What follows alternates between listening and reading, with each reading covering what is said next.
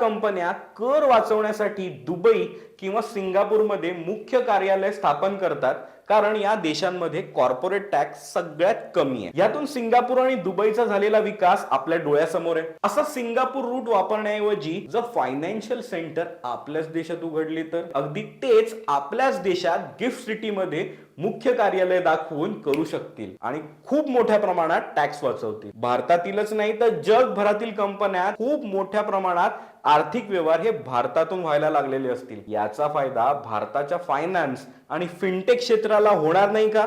ज्या वेळेला मार्केटचा पीई साधारण 22.5 असतानाही बँकिंग अँड फायनान्शियल सर्व्हिसेसचा पीई साधारण 16 ते 18 वरच आहे. त्यामुळे येत्या 4 ते 5 वर्षात जे पैसे लागणार नाहीयेत ते नवीन आर्थिक वर्षाच्या दृष्टिकोनातून जर आपण बँकिंग अँड फायनान्शियल सर्व्हिसेस सेक्टरमध्ये गुंतवत असू तर अत्यंत सेफ बेट मानायला हरकत नाही.